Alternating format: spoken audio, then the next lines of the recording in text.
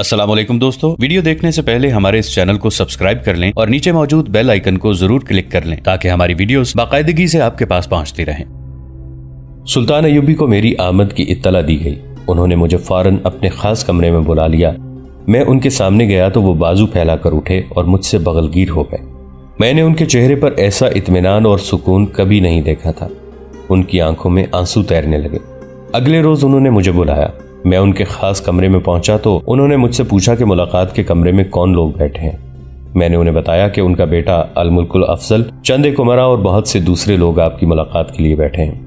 उन्होंने जमालुद्दीन इकबाल से कहा कि इन लोगों से मेरी तरफ से माजरत करके कह दो कि आज मैं किसी से नहीं मिलूंगा। उन्होंने मेरे साथ कुछ जरूरी बातें की और मैं चला आया। दूसरे दिन उन्होंने मुझे अलग सुबह बुला लिया। मैं गया तो वो अपने बागीचे में बैठे अपने बच्चों के साथ खेल रहे थे। उन्होंने पूछा कि मुलाकात के कमरे में कौन मुलाकाती है। उन्हें बताया गया कि फिरंगियों के एलची आए बैठे हैं। सुल्तान अय्यूबी ने कहा कि फिरंगी एलचियों को यहीं भेज दो। उनके बच्चे वहां से चले गए। उनका सबसे छोटा बच्चा अमीर अबू बकर, जिससे सुल्तान अय्यूबी को बहुत प्यार था, वहीं रहा। जब फिरंगी आए तो बच्चे ने उनके बगैर दाढ़ियों के चेहरे और उनका लिबास देखा तो बच्चा डरकर रोने लगा। बच्चे ने बगैर दाढ़ी के कभी कोई इंसान नहीं देखा था। सुल्तान अय्यूबी ने फिरंगियों से माजरत कर ली कि उनके हुलिये को देखकर बच्चा रो पड़ा है, मगर सुल्तान ने बच्चे को अंदर भेजने की बजाय फिरंगियों से कहा कि वो आज उनसे मिल नहीं सकेंगे। उन्होंने उन्हें बगैर बातचीत के रुखसत कर दिया। उनके जाने के बाद उन्होंने कहा, जो कुछ पका है ले आओ। उनके आगे हल्की फुल्की गदा रखी गई जिसमें खीर भी थी। उन्होंने बहुत थोड़ा खाया। मैंने महसूस किया जैसे उनकी भूख मर चुकी हो। मैंने उनके साथ खाना खाया। उन्होंने बताया कि वो मुलाकातें कम कर रहे हैं क्योंकि वो बदहजमी और कमजोरी महसूस करते हैं। खाने के बाद उन्होंने मुझसे पूछा, हाजी वापस आ गए हैं? मैंने उन्हें बताया कि रास्ते में कीचड़ ज्यादा है, शायद कल तक हाजी आ जाएंगे। सुल्तान ने कहा, हम उनके इस्तकबाल के लिए जाएंगे। ये कहकर उन्होंने एक हाकिम को बुलाकर हुक्म दिया कि हाजी आ रहे हैं और रास्ते में कीचड़ और पानी है, फौरन आदमियों को भेजो और जिस रास्ते से हाजी आ रहे हैं उस रास्ते से कीचड़ और पानी साफ कर दो। मैं उनसे इजाजत लेकर चला आया। मैं देख रहा था कि उनका जोशो खरोश और उनकी मुस्तादी मांद पड़ गई थी। दूसरे दिन वो घोड़े पर सवार होकर हाजियों के इस्तकबाल के लिए निकले। मैं भी घोड़े पर सवार होकर उनके पीछे गया। उनका बेटा अल-मुल्कुल अफजल भी आ गया। लोगों में जंगल की आग की तरह यह खबर फैल गई कि सुल्तान बाहर आए हैं। लोग काम काज छोड़कर उठ दौड़े। वो अपने फातेह सुल्तान को करीब से देखना और उससे हाथ भी मिलाना चाहते थे। जब सुल्तान अकीदतमंदों के इस बेसबर और बेकाबू हुजूम में घिर गए तो उनके बेटे अल-मुल्कुल अफजल ने घबराहट के आलम में मुझे कहा कि सुल्तान ने सवारी वाला लिबास नहीं पहन रखा। ये ज़रा बख्तर किस्म का लिबास हुआ करता था। सुल्तान सलाहुद्दीन अय्यूबी इस लिबास के बगैर बाहर कभी नहीं निकले थे। हमें परेशानी हुई। सुल्तान के साथ बॉडीगार्ड भी नहीं थे। मुझसे रहा ना गया। सुल्तान अय्यूबी पर इससे पहले कातिलाना हमले हो चुके थे। अब भी हमला हो सकता था। मैं हुजूम को चीरता सुल्तान तक पहुंचा और उन्हें कहा कि आप अपने मखसूस लिबास में नहीं हैं। वो इस तरह चौंके जैसे नींद से जगा दिया गया हो। उन्होंने कहा कि मेरा लिबास यहीं लाया जाए, मगर वहां कोई भी नहीं था जो उन्हें लिबास ला देता। मुझे कुछ ज्यादा ही खतरा महसूस होने लगा। मुझे ऐसे महसूस होने लगा जैसे कोई हादिसा होने वाला हो। मैंने उन्हें कहा कि मैं यहाँ के रास्तों से वाकिफ नहीं, क्या कोई ऐसा रास्ता है कि जहाँ लोग कम हों और आप वापस जा सकें? उन्होंने कहा कि एक रास्ता है। उन्होंने घोड़ा उस रुख को मोड़ लिया। लोगों का हुजूम बेपनाह था। सुल्तान सलाहुद्दीन अय्यूबी ने घोड़ा बागों के दरमियानी रास्ते पर डाल दिया। मैं और अल-मुल्कुल अफजल उनके साथ थे। मेरा दिल बोझल था। मैं उनकी जान को भी खतरे में महसूस कर रहा था और उनकी सेहत को भी। हम एक चश्मे से होते हुए किले में दाखिल हुए। जुमा की शाम सुल्तान अय्यूबी ने गैर मामूली कमजोरी महसूस की। आधी रात से जरा पहले उन्हें बुखार हो गया। ये सफरादी बुखार था जो जिस्म के अंदर ज्यादा था, बाहर कम लगता था। सुबह 21 फरवरी 1193 ईस्वी वो नकाहत से नढाल हो चुके थे। जिस्म को हाथ लगाने से हरारत कम लगती थी। मैं उन्हें देखने गया। उनका बेटा अल-मुल्कुल अफजल उनके पास था। सुल्तान ने बताया कि उन्होंने रात बड़ी तकलीफ में गुजारी है। उन्होंने इधर उधर की बातें शुरू कर दी। हमने गपशप में उनका साथ दिया। इससे उनकी मिजाजी शगुफ्तगी बहाल हो गई। दिन के दूसरे पहर तक वो खासे बेहतर हो गए। हम वहां से उठने लगे तो उन्होंने कहा कि अल-मुल्कुल अफजल के साथ खाना खाकर जाएं। मेरे साथ काजी अल-अफजल भी था। वो किसी और के यहाँ खाना खाने का आदी न था। वो माजरत करके चला गया। मैं खाने के कमरे में चला गया। सुल्तान सलाहुद्दीन अय्यूबी से रुखसत होते हुए मुझे लगा कि जैसे मैं अपना दिल सुल्तान के पास छोड़ चला हूँ। खाने के कमरे में गया। दस्तरखान बिछ चुका था। बहुत से अफराद बैठे थे। अल-मुल्कुल अफजल अपने बाप की जगह बैठा था। بے شک الافضل صلاح الدین ایوبی کا بیٹا تھا، لیکن سلطان کی جگہ بیٹے کو بیٹھا دیکھ کر بہت دکھ ہوا۔ کھانے پر جو لوگ بیٹھے تھے ان کی بھی جذباتی حالت میرے جیسی تھی، ان میں سے بعض کے تو آنسو نکل آئے۔ اس روز کے بعد سلطان ایوبی کی صحت بگڑتی چلی گئی۔ میں اور قاضی الافضل روزانہ کئی بار ان کے کمرے میں جاتے تھے جہاں سلطان صلاح الدین ایوبی بیمار پڑے تھے۔ انہیں تکلیف میں ذرا سا بھی افاقہ ہوتا تو ہمارے ساتھ باتیں کرتے تھے، ورنہ اکثر یوں ہوتا تھا کہ وہ آنکھیں بند کیے پڑے رہتے اور ہم انہیں دیکھتے رہتے تھے۔ ان کی جان کے لیے یہ سب سے بڑا خطرہ تھا کہ ان کا طبیب خاص غیر حاضر تھا۔ قاضی بہاؤالدین نے یہ نہیں لکھا کہ طبیب خاص کہاں چلا گیا تھا۔ سلطان کا علاج 4 طبیب مل کر رہے تھے، مگر مرض بڑھتا جا رہا تھا۔ بیماری کے چوتھے روز 4 طبیبوں نے فیصلہ کیا کہ سلطان صلاح الدین ایوبی کے جسم سے خون نکال دیا جائے۔ اسی وقت سلطان کی حالت زیادہ بگڑ گئی اور ان کے بعض اہم غدودے بیکار ہو گئے۔ اس سے ان کے جسم میں اندر کی رطوبتیں خشک ہونے لگیں۔ سلطان ایوبی نقاہت کی آخری حد تک جا پہنچے۔ چھٹے دن ہم نے انہیں سہارا دے کر بٹھایا۔ انہیں ایک دوائی دی گئی جس کے بعد ہلکا گرم پانی پینا ضروری تھا۔ پانی لایا گیا، اسے ہلکا گرم ہونا چاہیے تھا۔ سلطان ایوبی کے منہ سے پیالہ لگایا گیا تو انہوں نے کہا کہ پانی بہت گرم ہے۔ انہوں نے نہ پیا۔ پانی ذرا ٹھنڈا کر کے لایا گیا تو سلطان نے کہا کہ یہ بالکل ٹھنڈا ہے۔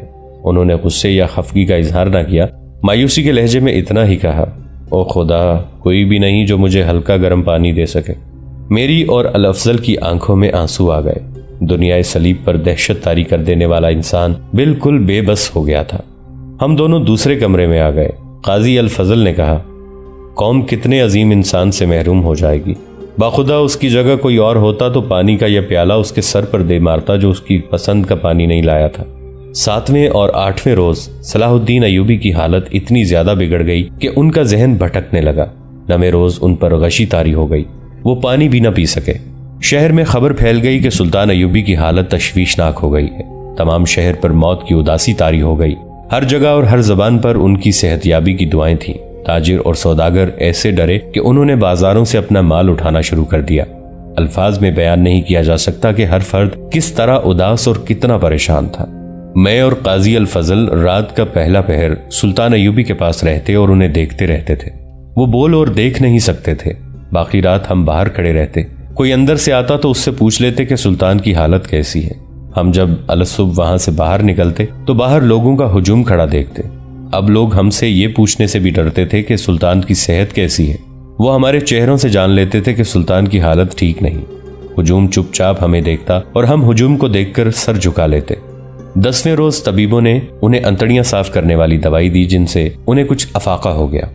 اس کے بعد جب سب کو پتا چلا کہ سلطان ایوبی نے جو کا پانی پیا ہے تو سب نے خوشی منائی۔ اس رات ہم چند گھنٹے ان کے پاس جانے کا انتظار کرتے رہے، لیکن محل میں چلے گئے جہاں جمال الدین اقبال بیٹھا تھا۔ اس سے صلاح الدین رحمۃ اللہ علیہ کی حالت پوچھی۔ وہ اندر چلا گیا اور توران شاہ سے پوچھ کر ہمیں بتایا کہ سلطان کے دونوں پھیپھڑوں میں نمی اور ہوا آنے جانے لگی ہے۔ ہم نے خدا کا شکر ادا کیا۔ ہم نے جمال الدین سے کہا کہ خود جا کر دیکھے کہ باقی جسم پر پسینے کے آثار ہیں یا نہیں۔ اس نے اندر جا کر دیکھا اور واپس آ کر بتایا کہ پسینہ بہت آ رہا ہے۔ یہ ایک خوشخبری تھی۔ ہم سکون اور اطمینان سے چلے آئے۔ دوسرے دن جو منگل کا دن سفر کی 26 تاریخ اور سلطان صلاح الدین ایوبی کی علالت کا 11واں روز تھا، ہم سلطان کو دیکھنے گئے لیکن اندر نہ جا سکے۔ ہمیں بتایا گیا کہ پسینہ اس قدر زیادہ نکل رہا ہے کہ بستر میں سے ہوتا ہوا فرش پر ٹپک رہا ہے۔ یہ خبر اچھی نہیں تھی۔ جسم کی رطوبت تیزی سے ختم ہو رہی تھی۔ طبیبوں نے حیرت سے بتایا کہ جسم کے اندر سے خشک ہونے کے باوجود سلطان کے جسم میں بھی توانائی موجود۔ صلاح الدین ایوبی کے بیٹے الملک الافضل نے دیکھا کہ سلطان کی صحت یابی کی کوئی امید نہیں رہی تو اس نے امراء اور وزراء سے حلف وفاداری لینے کا فوری انتظام کیا۔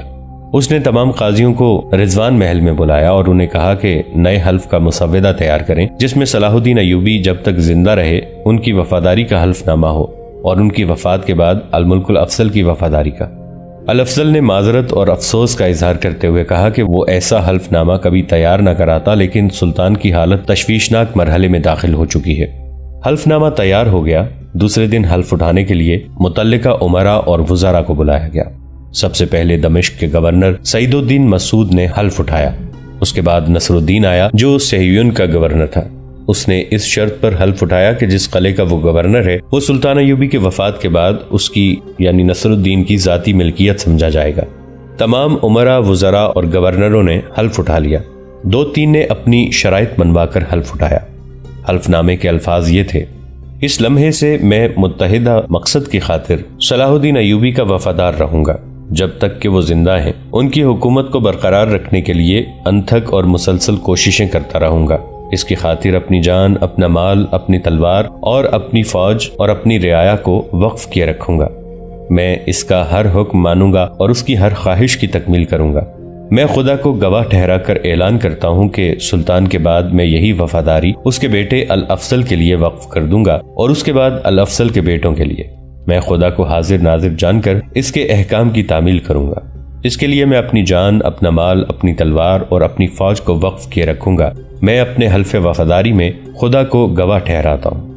حلف نامے کی دوسری شکل یہ تھی، اگر میں اپنے حلف کی خلاف ورزی کروں تو میں حلفیہ تسلیم کرتا ہوں کہ صرف اس خلاف ورزی کی بنا پر میری بیویاں متعلقہ ہو جائیں گی، یعنی بیویاں میری نہیں رہیں گی، اور مجھے تمام ذاتی اور سرکاری خادموں سے محروم کر دیا جائے گا، اور مجھے لازم ہوگا کہ میں ننگے پاؤں یا پیادہ حج کعبہ کو جاؤں۔ 26 صفر 589 ہجری بمطابق 3 مارچ 1192 عیسوی منگل کی شام تھی اور سلطان صلاح الدین ایوبی کی بیماری کا 11واں روز۔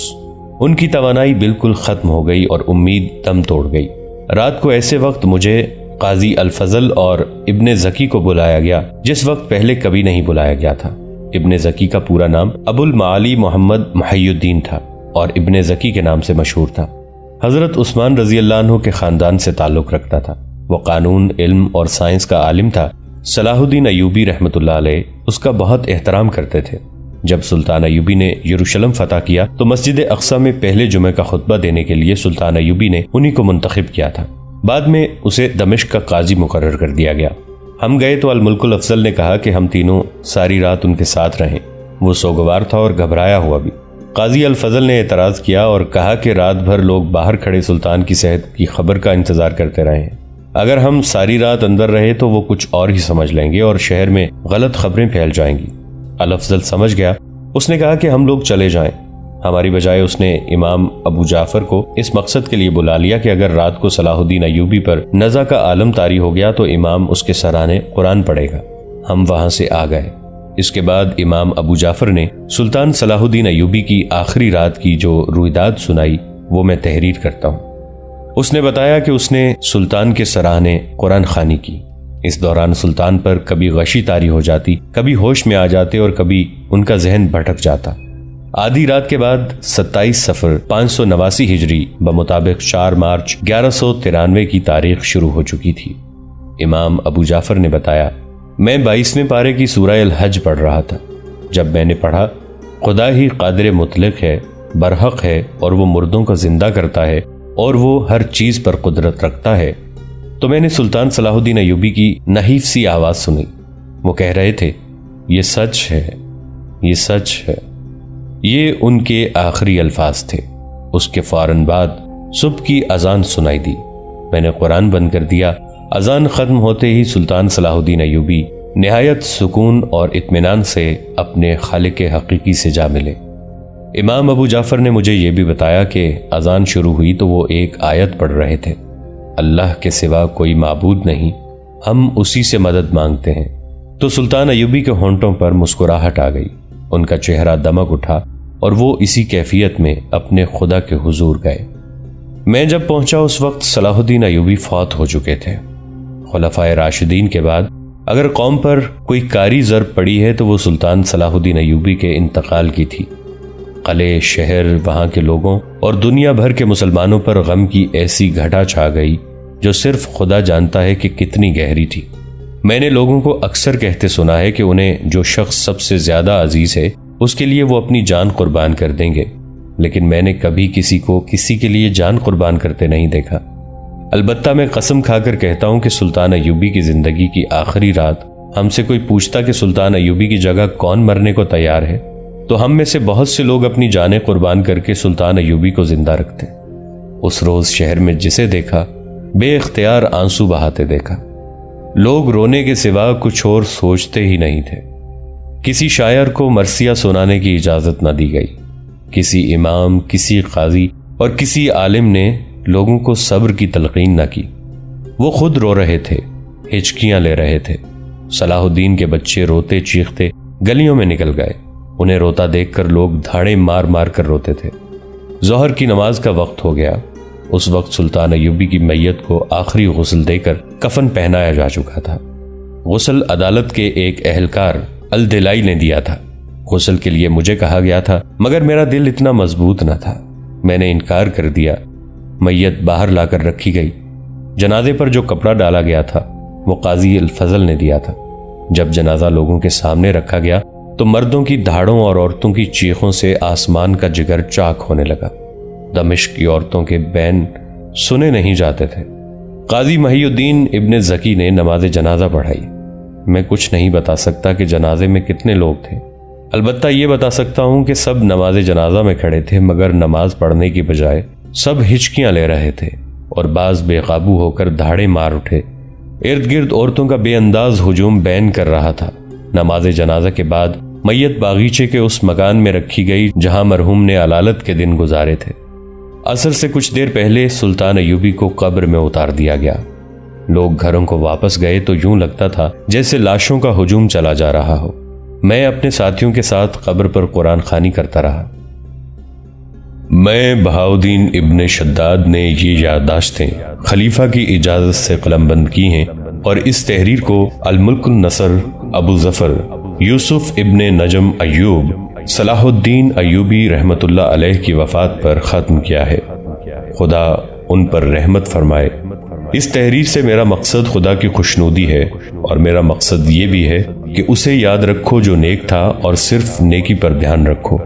ان یادداشتوں کے بعد یہ بتانا بھی ضروری ہے کہ سلطان ایوبی کی ایک خواہش یہ تھی کہ فلسطین کو صلیبیوں سے پاک کریں۔ ان کی یہ خواہش پوری ہو گئی۔ ان کی دوسری خواہش یہ تھی کہ فتح فلسطین کے فریضے کے بعد فریضہ حج ادا کریں، مگر ان کی یہ خواہش کبھی پوری نہ ہو سکی۔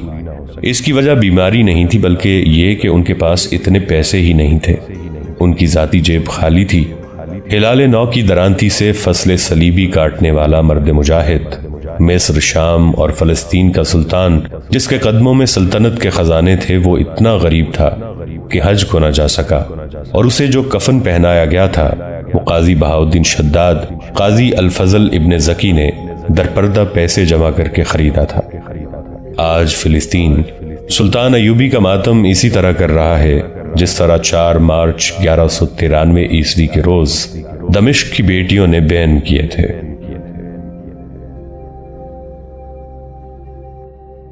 ناظرین، یہاں صلاح الدین ایوبی رحمت اللہ علیہ کے سلسلے کی یہ اقساط مکمل ہوتی ہیں۔ اگر ان اقساط میں کسی قسم کی کوئی غلطی ہو تو اس کے لیے معذرت خواہ ہیں، اس دعا کے ساتھ کہ اللہ ہمیں اپنے اسلاف کی قربانیوں کو سامنے رکھتے ہوئے اپنی زندگی اسلام کے اصولوں پر گزارنے کی توفیق عطا فرمائے۔ ہمارا اور آپ کا اللہ نگہبان۔